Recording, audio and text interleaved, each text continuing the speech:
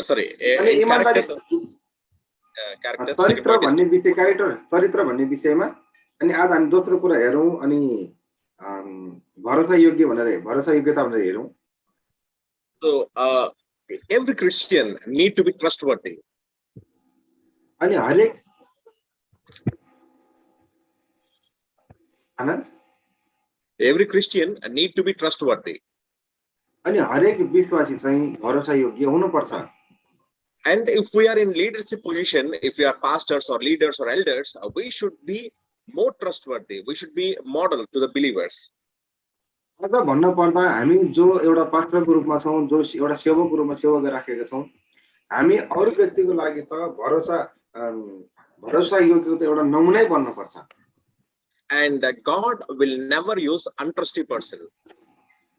फेरि पनि हामी यो कुरा याद राखौं, अनि भर पर नसकिने व्यक्तिमाथि परमेश्वरले कहिले पनि भर पर्नुहुन्न.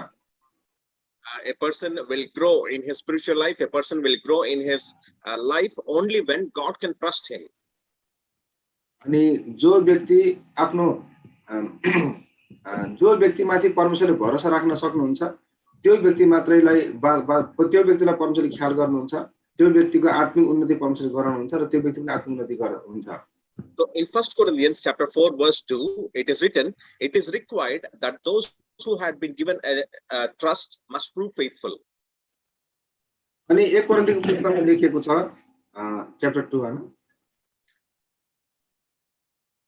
1 Corinthians 4:2. पहिलो कोरिन्थी 4 अध्यायको अनि 2 पदमा त्यही कुरा लेखिएको छ.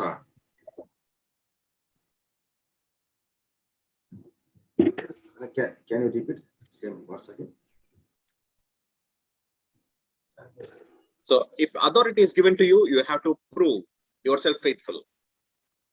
अनि यदि तपाईलाई अधिकार दिएको छ, जिम्मेवारी सुम्पिएको छ भने तपाई त्यो अधिकारीमा त्यो अधिकारमा जिम्मेवारीमा चाहिँ एकदमै भरोसायोग्य ठहरिनु पर्छ. So in this level of your leadership, if God is happy, God can trust you, then you will go to the next level. If you are not faithful in this level, you will remain here or you will go down, but you cannot reach the next level. अनि जुन स्तरको जिम्मेवारी परमेश्वरले तपाईलाई दिनुभएको छ, अनि त्यो स्तरमा तपाई एकदमै भरोसायोग्य ठहरिनु भयो भने तपाईलाई परमेश्वरले अर्को स्तरमा लानुहुनेछ, माथिल्लो स्तरमा लानुहुनेछ. तर यदि यही स्तरमा तपाई भरोसायोग्य हुन सक्नु भएन भने तपाईको स्तर चाहिँ त्यही नै रहिरहन्छ वा अझै घट्छ. Okay, so let us see some of the areas in which a leader should be trustworthy. अनि हामी केही यस्ता क्षेत्रहरूलाई हेरौं जुन क्षेत्रमा चाहिँ हामी अगुवाहरू एउटा भरोसायोग्य हुनुपर्छ, त्यो क्षेत्रहरूलाई हामी एकछिन विचार गरौं. So the first area the leader should be trustworthy is he should be trustworthy in leadership. अनि सबभन्दा पहिलो कुरा हामी हेरौं, एउटा अगुवा चाहिँ उसको अगुवापनमा भरोसायोग्य हुनुपर्छ. So in Luke chapter 16 verse 10, Jesus said, he who is faithful in what is least is faithful in much also.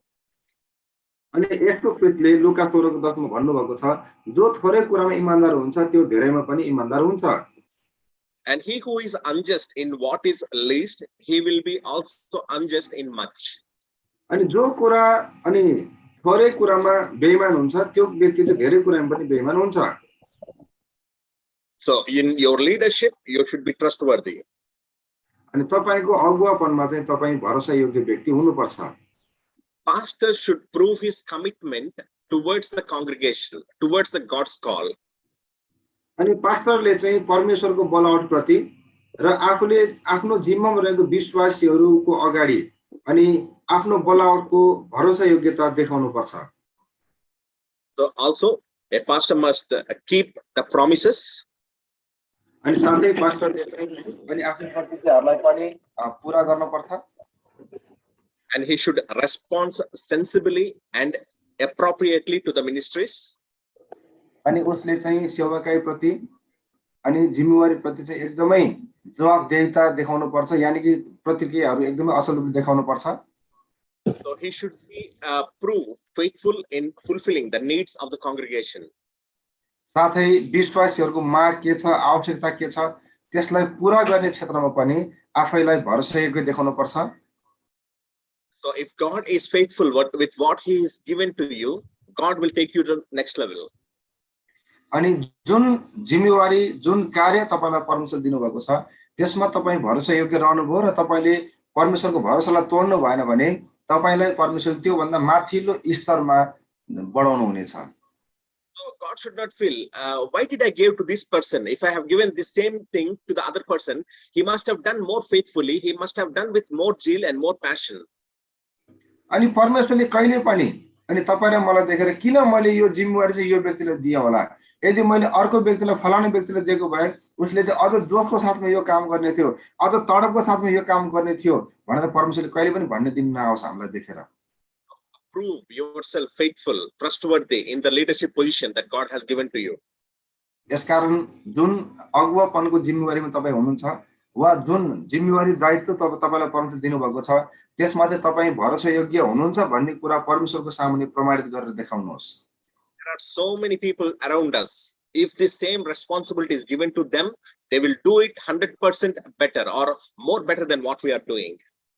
अनि हाम्रो वरिपरि त्यस्ता व्यक्तिहरू छन् जसलाई यही जिम्मेवारी दिएको भए उसले चाहिँ 100% भरोसा योग्यताको साथमा उसले त्यो काम गर्न सक्ने थियो र परमेश्वरले तपाईलाई मलाई दिनुभएको छ। It will not take much time for God to take you from that position and keep other person in that position. अनि हामीलाई त्यो जिम्मेवारीबाट हटाएर अर्को व्यक्तिलाई त्यो जिम्मेवारी दिनको लागि परमेश्वरलाई खासै समय लाग्दैन। Let us do justice to the what a leadership position God has given to us. यसकारण जुन अगुवापनको जिम्मेवारी परमेश्वरले हामीलाई दिनुभएको छ त्यसमा चाहिँ एकदमै हामी चाहिँ असल रूपले हाम्रो भूमिकालाई निभाऊ, भरोसालाई हामी कायम राखौं। God should feel happy and say, yes, I have done right thing in putting this man in this position. अनि तपाईलाई देखेर मलाई देखेर परमेश्वरले चाहिँ के भन्नुपर्छ भन्दा एकदमै म खुसी छु मैले फलानालाई यो जिम्मेवारी दिएर एकदमै मैले असल गरेछु भने परमेश्वरले तपाईँ र मलाई देखेर भन्नुपर्छ। So we see in the Bible, God, after choosing certain kings, certain judges, God was not happy. God repented. Why did I choose this person to be the king? अनि जब हामी बाइबलमा हेर्दछौँ कुनै कुनै न्यायकर्ता कुनै कुनै राजालाई परमेश्वरले देखेर भन्नुभएको छ किन मैले यो व्यक्तिलाई न्यायकर्ता नियुक्त गरेर अगुवा नियुक्त गरेर होला, किन मैले फलानालाई राजा नियुक्त गरेर भने परमेश्वरले चाहिँ एक प्रकारको चिन्ता त्यो एक प्रकारको कुरालाई शब्दलाई व्यक्त गर्नुभएको छ, फिलिङ्सलाई। God said he is a faithful servant, and to some people he said he is after God's own heart. So God is happy with certain people and God is not happy with certain people.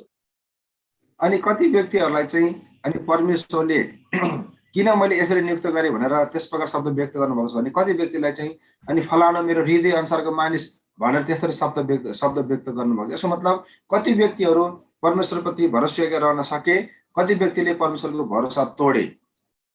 So I'm repeating one more time. If God is happy, if God can trust you with what he has given today, God will take you to the next level. If God cannot trust you with what he has given today, he will not take you to the next level. फेरि पनि यही कुरा बुझौं, जुन जिम्मेवारी परमेश्वर तपाईलाई दिनुभएको छ अनि त्यसमा तपाई भरोसा योग्य हुनुभयो भने परमेश्वरले तपाईलाई अझै माथिल्लो स्तरमा तपाईको जिम्मेवारीलाई तपाईको सेवालाई बढाउनु हुनेछ। तर यदि तपाई परमेश्वरप्रति भरोसा योग्य रहन सक्नु भएन, तपाईले भरोसा तोड्नु भयो भने तपाईको स्तर उन्नति हुने छैन। So be trustworthy in your leadership. यसकारण तपाईको अगुवापनमा चाहिँ तपाई एकदमै भरोसा योग्य व्यक्ति बन्नुहोस्, भरोसा गर्न लायक व्यक्ति बन्नुहोस्। And second point in this is be trustworthy with information. अनि दोस्रो कुरा यसैमा दोस्रो कुरा छ तपाई चाहिँ जानकारीहरुमा भरोसा योग्य बन्नुहोस्, सूचनाहरुमा भरोसा योग्य बन्नुहोस्। If some secret is told to you, you maintain that secret as secret. यदि कुनै पनि व्यक्तिले तपाईलाई कुनै गुप्त कुरा वा गोप्य कुरा आएर तपाईसँग गरेका छन् भने त्यो कुरालाई गोप्य नै राखिरहनु चाहिँ तपाईको जिम्मेवारी हो। Right? So you should be trustworthy. People should be able to trust you to give information to you. अनि मानिसहरु चाहिँ तपाईसँग आएर उनीहरुको चाहिँ गुप्त कुराहरु गर्नको लागि पनि मानिसहरुले तपाईलाई चाहिँ भरोसा योग्य ठान्नु पर्छ, तपाई भरोसा योग्य हुनु पर्छ। Right? There are some pastors, if anybody says some secret to them, they will use that secret as an example in the message. अनि कतिजना पास्टरहरु छन् विश्वासीहरुले आएर आफ्नो एकदमै गुप्त कुराहरु उहाँहरुसँग शेयर गर्नुभएको हुन्छ अनि पास्टरले चाहिँ अगाडि वचन प्रचार गर्ने बेला पुलपिटबाट सबै त्यो कुरा भन्दिनुहुन्छ। Okay, they'll say, I'll not tell the person's name, they will tell that word, but they will tell where he is working, what is his skin color, where is his home, how many children he has. So every details they'll give, and people will understand about whom pastor is talking. अनि नाम चाहिँ भन्दैनन् उहाँहरूले, तर अनि छोराछोरी कतिवटा छ, अनि अनुहारको छालाको कलर, छालाको रङ कस्तो छ, कुन कम्पनीमा काम गर्छन्, कहाँनिर बस्छन्, सबै कुरा भन्छन्, जसले गर्दा विश्वासीहरू, सुन्ने विश्वासीले थाहा पाउँछन् फलाना व्यक्ति विषयमा कुरा गर्नुभएको पास्टरले भनेर. So believers should be able to trust you with information. विश्वासीहरूले चाहिँ आफ्नो जानकारी जब तपाईको सामुने राख्छन् वा दिन्छन्, कुनै गोप्य कुरा तपाईलाई भन्छन्, अनि तपाईले चाहिँ त्यो गोप्य कुरालाई गोप्य नै राख्नुहुन्छ भनेर विश्वासीले तपाईप्रति भरोसा राख्न सक्नुपर्छ तपाईलाई, तपाईप्रति. If believers don't trust you with the information, they will not tell to you their problems. यदि कुनै पनि विश्वासीको जानकारीहरूको गोप्य कुराहरूको तपाईले गोप्यतामा राख्नुहुन्न भने विश्वासीले आएर तपाईलाई आफ्नो गोप्य कुराहरू गर्नुहुन्न, तपाईमाथि त्यो भरोसै राख्दैनन् विश्वासीहरूले, मानिसहरूले. Verse 13. अनि यहाँ हितोपदेशको पुस्तक अनि 11 अध्यायको 13 पद हामी हेर्दछौँ. 11:13. A talebearer reveals secrets, but he who is faithful spirit conceals a matter. अनि यहाँनिर हितोपदेशको पुस्तक 11 अध्यायको अनि 13 पदमा के लेखेको छ भने नि, अनि बुद्धिमानले कुराहरू गुप्तमा राख्छ, तर अत्पताउनेहरूले कुराहरूलाई, अनि एकैछिन म पढिदिन्छु यसलाई. You should be very, very careful when you are speaking. अनि फेरि कुराउटले गोप्य भरोसामा आघात पुर्याउँछ, तर विश्वास नै मानिसले कुरा गुप्तमै राख्छ भन्ने लेखेको छ. अनि फेरि पनि बुझ्नु होला, हामी चाहिँ गुप्त कुरालाई गुप्तमै राख्न सक्ने व्यक्ति हुनुपर्छ. So treat the confidential information confidentially. अनि जुन कुरा गोप्य छ त्यो गोप्य कुराहरूलाई गोप्य नै व्यवहार गर्नुस् तपाईले पनि.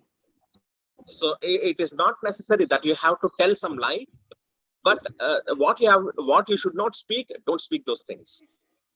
अनि तपाईले चाहिँ झुटै बोल्न पर्छ भन्ने छैन मानिसहरुको अगाडि, तर जुन कुरा तपाईले अरूको सामुने बोल्नु राम्रो होइन, त्यसलाई लुकाएर राख्नु पर्ने छ, त्यसलाई चाहिँ तपाई लुकाएर राख्दिनुस्. Right. So communicate truthfully and decently. अनि हामी चाहिँ मानिसहरुसँग कुराकानी गर्ने बेलामा एकदमै सत्यतामा कुराकानी गरौँ, अनि एकदमै अनुशासनमा कुराकानी गरौँ, झुटो बोलेर होइन, अनि गोप्य कुरा गोप्य राखेर खोल्न पर्ने कुरा खोलेर. So be confidential with the information that is given to you. अनि जुन जानकारीहरु विश्वासीहरूले मानिसहरूले तपाईको सामुने राख्नुहुन्छ, अनि गोप्य राख्नुपर्ने कुरामा चाहिँ तपाई त्यसलाई गोप्य नै राखिदिनुस्. And point number third one is trustworthy with resources. अनि तेस्रो नम्बरमा हामी हेरौं, अनि हामीलाई स्रोतहरुमा भरोसा योग्यता. Okay, Luke chapter 16 verse 16. अनि लुका सुसमाचार 16 अध्यायको 16 पद.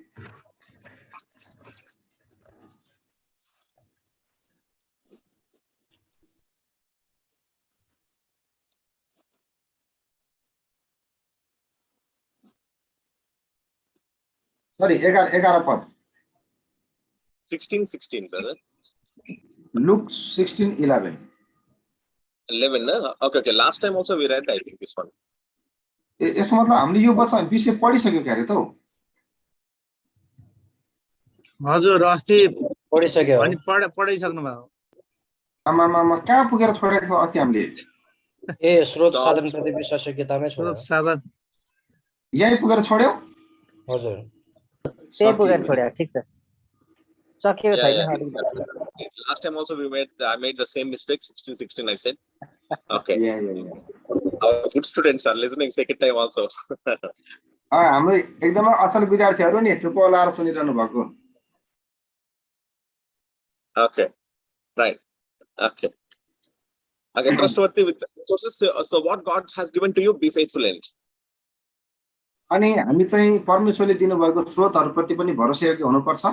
अनि जे कुरा हामीलाई दिनुभएको छ परमेश्वरले त्यसलाई हामीले एकदमै ठीकसँग सदुपयोग गर्नुपर्छ. Okay, let's come to the third point. Third point is purity. अनि हामी अर्को विषय 3 नम्बरमा जाने छौं. अनि हामीले चरित्र भन्ने विषयले सिद्ध्यायौं 3 नम्बरमा जानेछौं अनि शुद्धता Okay, second one is trustworthy and third one is purity. This is not over, right? Purity is not over. Yeah. Yeah, from it or Okay. new So subject. 1 Timothy chapter 4 verse 12. 1 Timothy verse 4, chapter 4 verse 12. Paul is telling you, Timothy, be example. Let no one despise you because of your youth. अनि हामी 1 तिमोथीको पुस्तक 4 अध्यायको 12 पदमा हेर्छौं अनि यहाँनिर चाहिँ हामी के पढ्न पाउँछौं भन्दा जवान छ भन्दैमा कसैले तिमीलाई तुच्छ नठानोस् तर विश्वासीहरुको अघि बोली वचन आचरण र प्रेममा विश्वासमा र शुद्धतामा तिमी एक उदाहरण बन वा भरोसायोग्य बन भनेर भनेका छन् Right? So we need to be pure in our lives.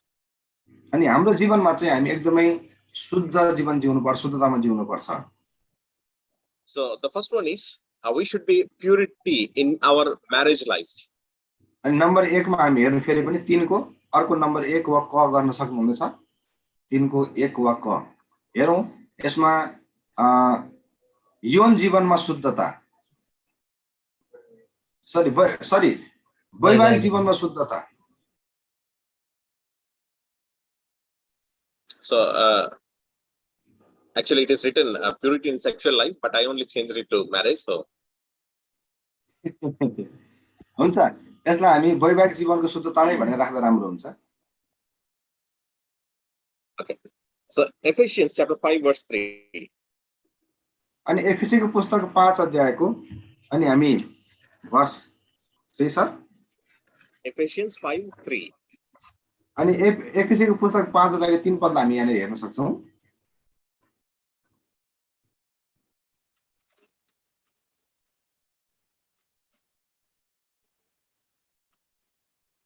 Okay. So there should be no sexual immorality. अनि व्यभिचार सम्बन्धी अशुद्धताहरू अनि हाम्रो बीचमा हुनु हुँदैन भनेर लेखेको छ यहाँनिर So if you are in a leadership position or if you are a Christian, avoid all sinful sexual behavior in an appropriate manner. यदि हामी विश्वासी हौं र यदि हामी अगुवाहरू हौं भने हामी विश्वासी अगुवा सबैको लागि उत्तिकै महत्त्वपूर्ण हो हामीले चाहिँ यौन सम्बन्धी वा अभिलाषा सम्बन्धी कुराहरुबाट हामी आफैलाई अलग राख्नु पर्छ So you have to maintain your purity in your character. अनि तपाईले जीवन जिउने क्रममा तपाईको शुद्धतालाई चाहिँ तपाईले निरन्तर बचाइ राख्नु पर्छ कायम राख्ने कोसिस गर्नु पर्छ So nobody should blame you because of your youth. That is what Paul is telling to Timothy. अनि तिम्रो जवान अवस्थामा कसैले पनि तिमीलाई कुनै कुराको शुद्धता सम्बन्धी दोष लाउन नपाओस् भनेर यही नै कुरा पावलले तिमोथीलाई सल्लाह दिइराखेका छन्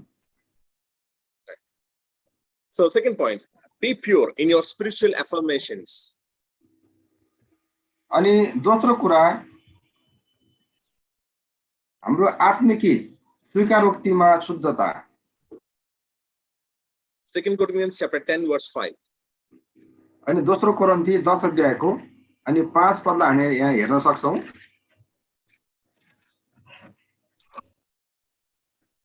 So every thought should be put into captive under the obedience of Christ.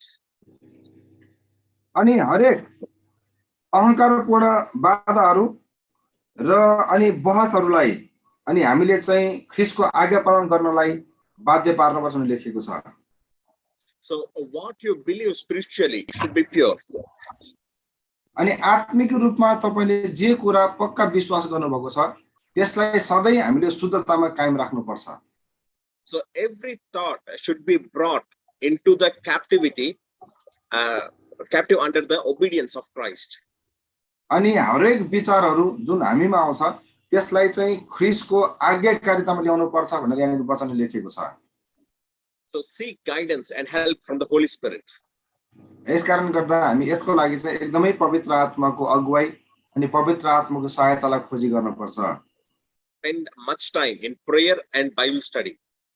अनि धेरै भन्दा धेरै समय प्रार्थनामा अनि बाइबल अध्ययनमा हामीले बिताउनु पर्छ And third point is purity in theology. अनि यसमै ग नम्बर हेरौं अनि ईश्वर शास्त्रमा शुद्धता। So be careful in what you are studying and how you are understanding the word of God. अनि जुन कुरा तपाई अध्ययन गर्दै हुनुहुन्छ वा परमेश्वरको वचनलाई तपाईले कसरी बुझ्दै हुनुहुन्छ त्यसमा तपाई एकदमै होशियार हुनुहोस्।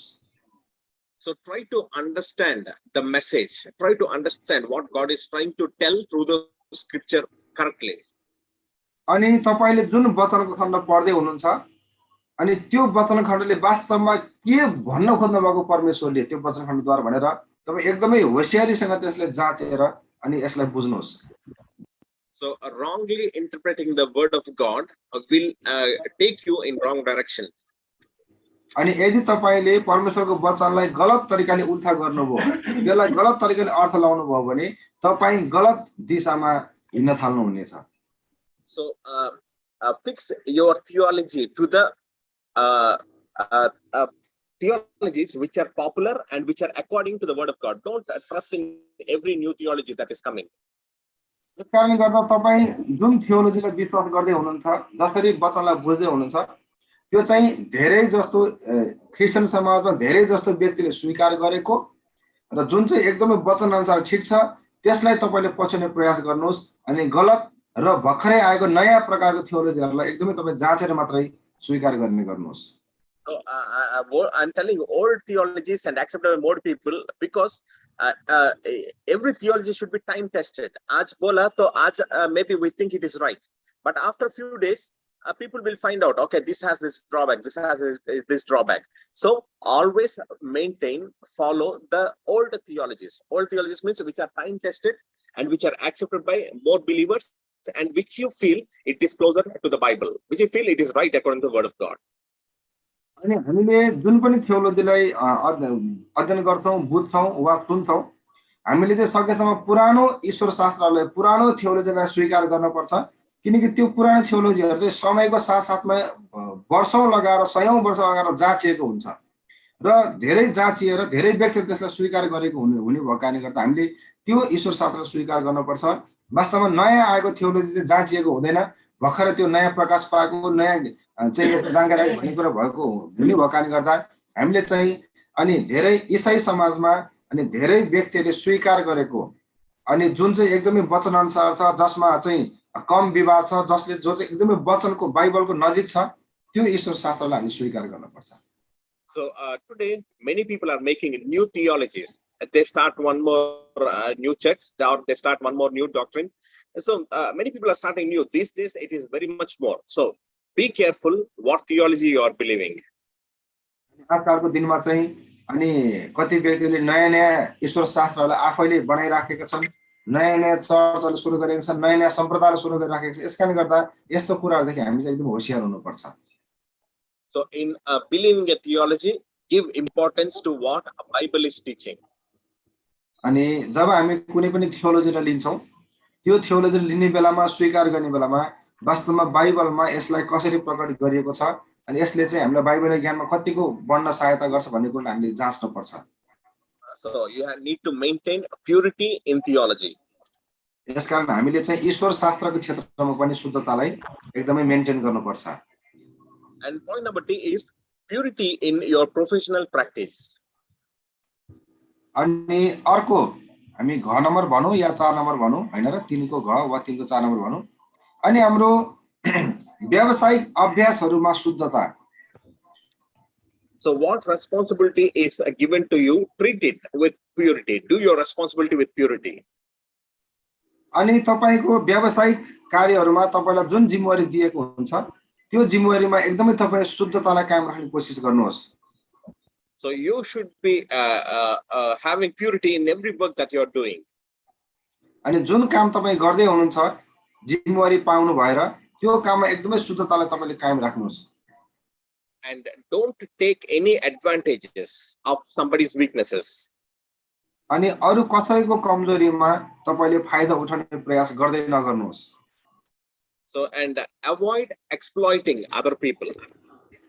अनि अरु व्यक्तिलाई बिगार्न चाहिँ तपाई एकदमै रोक्नुहोस्। So don't manipulate. Be fair in everything you do.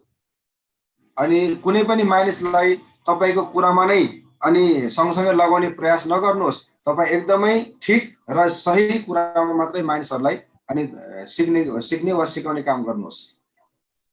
So maintain purity in your professional practice.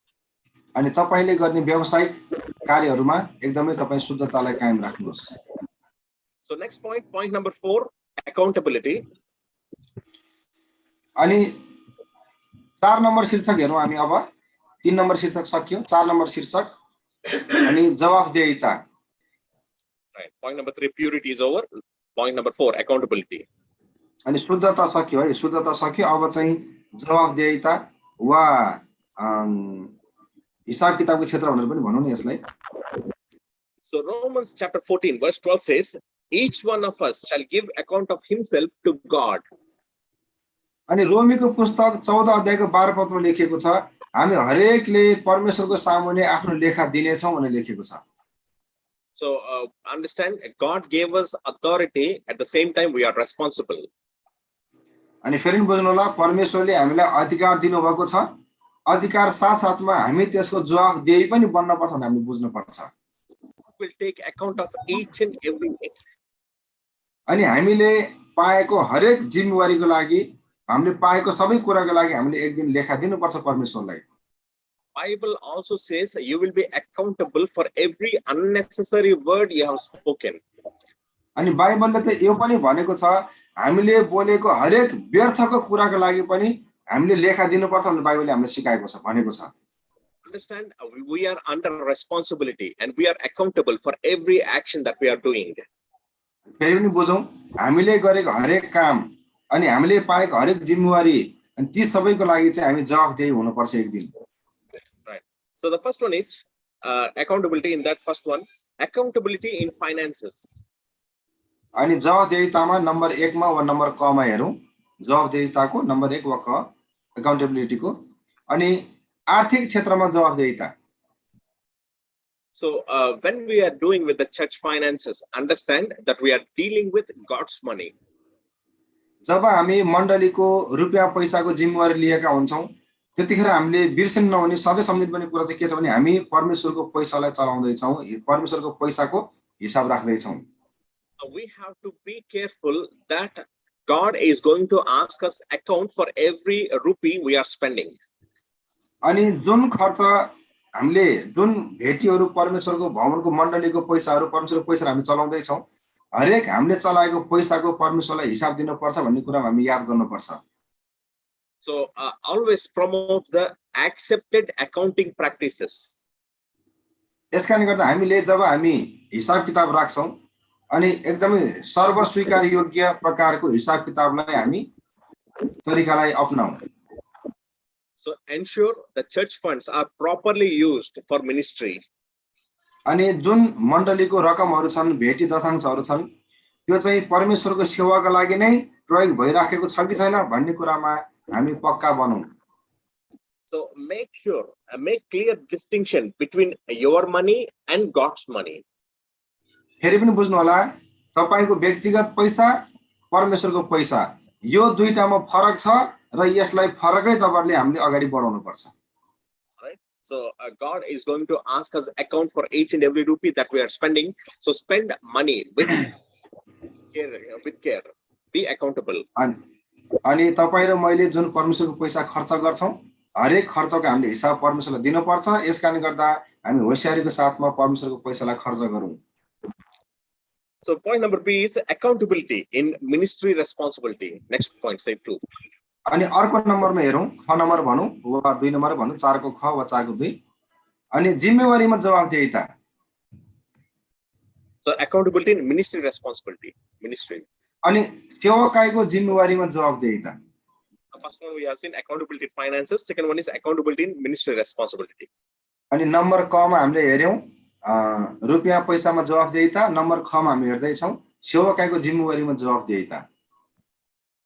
So you have to take responsibility of ministry very carefully.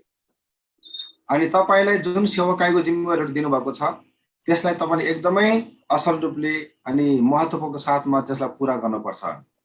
So your ministry objectives and your ministry procedures and methods should be biblical. अनि तपाईको सेवकाईको उद्देश्यहरू, तपाईको सेवकाईको तौर तरिकाहरू अनि विधिहरू सबै एकदमै बाइबलीय हुनुपर्छ, बाइबल अनुसारको हुनुपर्छ। So take care of all the ministry responsibilities according to the word of God. अनि तपाईको सबै सेवकाईको जिम्मेवारीहरू चाहिँ परमेश्वरको वचन अनुसार चलेको हुनुपर्छ, अगाडि बढेको हुनुपर्छ। Whatever God has given to you, God is going to ask accounts for every ministry responsibility. किनकि जुन सेवकाईको जिम्मेवारीहरू तपाईले पाउनु भएको छ, ती सबैको लागि तपाईले परमेश्वरलाई एक दिन लेखा दिनुपर्छ भनेर हामी बिर्सिनु हुँदैन। So let us also remember, as pastors and leaders, we are also responsible for the sheep that are given to us, or the believers that are given to us. अनि हामी चाहिँ अगुवा पास्टरहरूको भएको कारणले गर्दा यो कुरा फेरि पनि हामी एकचोटि सम्झौं, हामीलाई दिएको हरेक भेडाहरू विश्वासीहरूको चाहिँ हामीले लेखा परमेश्वरलाई दिनुपर्छ, हिसाब किताब परमेश्वरलाई दिनुपर्छ भनेर पनि हामी याद राखौं। So we see Jesus given the example of the lost sheep, Luke 15. अनि हामी हेर्दछौं लुकाको पुस्तक 15 अध्यायमा अनि हराएको भेडाको विषयमा येशूले चाहिँ दृष्टान्त भन्नुभएको छ। So if the 100 sheep is given, if one is missing, the shepherd went searching for that one sheep, because God will not say, okay, 99 you are faithful. Okay, God will not say. God is wanting 100% result from us. अनि हराएको भेडाको दृष्टान्तमा हामी हेर्दछौं लुका 15 अध्यायमा अनि 100 वटा भेडामा एउटा भेडा हरायो अनि म त 100 वटा हेरेर बसिहाल्छु नि, 100 वटा हेरेर छुँदैछ नि, एउटा हराए के गर्नु त भनेर अनि येशूले भन्नुभएको छ नि यहाँनेरि, यानी कि एउटा 100 वटा भेडा हुँदा एउटा हराउँदा 79 लाई बरु केही समय अनि कसैको जिम्मामा राखेर त्यो हराएको भेडालाई खोज्न गएको विषयमा येशूले दृष्टान्त भन्नुभएको छ। So treat your ministry with responsibility. You are accountable for your ministry. अनि तपाईको सेवकाईको जिम्मेवारीप्रति तपाईँ जवाफदेही हुनुपर्छ। यसकारण तपाईको जिम्मेवारीहरूलाई एकदमै गम्भीरताको साथमा पूरा गर्नुहोस्। So because we are not the owners, there is one more owner. God is the owner. So we need to be always ready to give account of what God has given to us. अनि परमेश्वरले हामीलाई जे दिनुभएको छ त्यसको मालिक हामी होइनौं, हामी त जिम्मेवारी व्यक्ति मात्रै हो। वास्तवमा हाम्रो मालिक हुनुहुन्छ, सबै कुराको लागि मालिक हुनुहुन्छ। हामीले मालिकलाई अनि त्यसको हिसाब किताब दिनुपर्छ, लेखा दिनुपर्छ भनेर हामी सधैँ सम्झिनुपर्छ। So and third one is accountability in denominations. अनि तेस्रो कुरा हामी हेरौं वा ग नम्बर हामी हेरौं अनि सम्प्रदायप्रति जवाफदेहिता। So we have to be accountable to the denomination, and denominations also should be accountable. अनि हामी चाहिँ आफ्नो सम्प्रदायप्रति जवाफदेही हुनुपर्छ र सम्प्रदाय पनि त्यसको लागि जवाफदेही हुनुपर्छ। Be faithful in which denomination you are, follow the rules of the denomination. अनि जुन सम्प्रदायमा तपाई हुनुहुन्छ त्यसमा तपाई एकदमै विश्वासयोग्य हुनुहोस् र सम्प्रदायको नियमहरूलाई पालन गर्नुहोस्। Let's come to the fifth point, fairness. पाँचौं नम्बर शीर्षकमा जाउँ अनि यसमा चाहिँ फेयरनेस भनेर छ अनि निष्पक्षता भनेर भन्न सक्छौं हामी यसलाई। So James chapter 2 verse 2 to 4 is giving an example. If a rich man comes to the church, you say, come sit here. If a poor man comes, sit down. So you should not be unfair. अनि याकूबको पुस्तक याकूब 2 को 2 मा याकूब 2 को 2 देखि 4 पदमा लेखिएको छ, यदि तिम्रो सामुने अनि धनी मानिस आयो भने गर्ने व्यवहार र गरिब मानिस आयो भने गर्ने व्यवहारको विषयमा त्यहाँनेरि फरक छ हुन्छ भनेर लेखिएको छ। So we should not show favoritisms. अनि हामीले चाहिँ कसैलाई काखा कसैलाई पाखा गर्नु हुँदैन। Right? So we should be fair in our words and in our actions. अनि हामीले बोल्ने शब्दहरुमा, हामीले गर्ने कार्यहरुमा अनि निष्पक्षता हुनुपर्छ। कसैको पक्ष पोषण गर्न हुँदैन वा कसैप्रति अनि माया कतैप्रति माया नदेखाउने वा कसैप्रति राम्रो गर्ने कसैप्रति नराम्रो व्यवहार गर्नु हुँदैन। And in this point number 1 is fairness with congregation. अनि 5 नम्बर यो निष्पक्षता भन्ने शीर्षकको नम्बर क मा हामी हेरौं अनि विश्वासी प्रतिको निष्पक्षता। So pastors should treat all the believers fairly. अनि हामी पास्टरहरूले चाहिँ सबै विश्वासीहरूलाई एकदमै समान व्यवहार गर्नुपर्छ। pastor should take care of all the needs of all the believers, all the congregation. अनि हामी पास्टरहरूले चाहिँ सबै विश्वासीहरूको सबै खाँचोहरूको अनि उत्तिकै वास्ता र फिक्री गर्नुपर्छ। So if you need to do the house visiting, go to the rich man's house and go to the poor believer's house also. जब तपाईँ विश्वासीहरूलाई यसो भेटघाट गर्न जानुपर्ने हुन्छ, धनी विश्वासी घरमा पनि जानुहोस्, गरिब विश्वासी घरमा पनि जानुहोस्।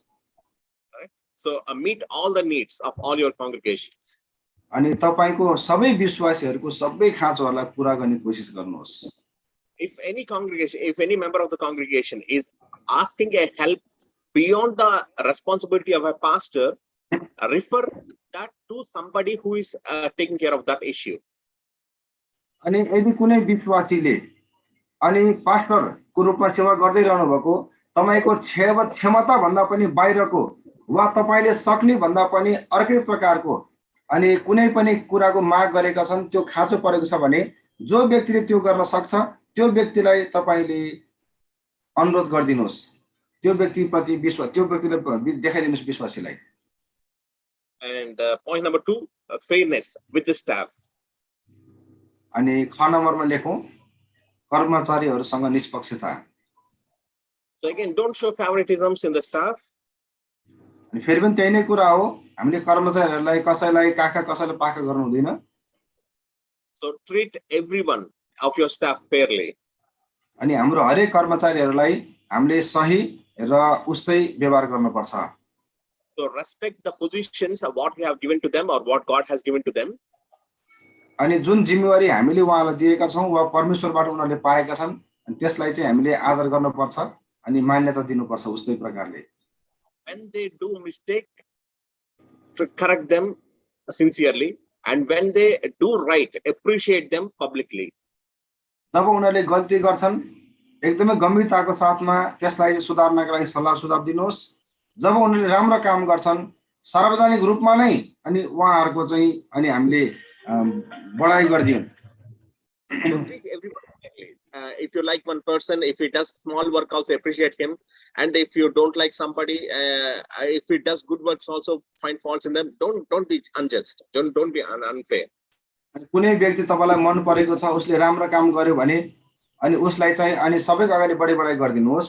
तर कुनै व्यक्ति तपाईलाई मन परेको छैन, उसले कुनै काम बिगारेको छ भने त्यसलाई चाहिँ सबैको अगाडि नभन्दिनुहोस्, त्यसलाई चाहिँ सुटुक्क उसँग मात्रै सुधार्न लागि भनिदिनुहोस्। And the last point, the 6th point, personal priority. अनि अन्तिम अनि 6औं नम्बरको शीर्षक छ अनि व्यक्तिगत प्राथमिकताको कुराहरू। Right. So 5th one, fairness is over, and 6th one now is personal purity. निष्पक्षता सकियो है, निष्पक्षता भन्ने विषय सकियो। शीर्षक 5 नम्बर शीर्षक सकियो। अब 6 नम्बर शीर्षक छ अनि व्यक्तिगत प्राथमिकता।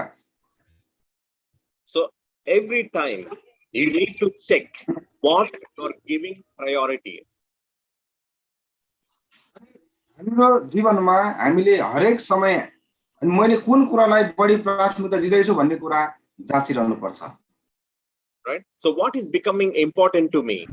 A family, or some other people, or something else, or money? What is becoming priority in my life? मेरो जीवनमा चाहिँ के कुरा बढी प्राथमिकतामा पर्दैछ? परिवार पर्दैछ कि रुपैयाँ पैसा पर्दैछ कि के कुरा पर्दैछ? त्यसको लागि हामीले बेला आफैलाई जाँच्नु पर्छ। So always God should be your first priority.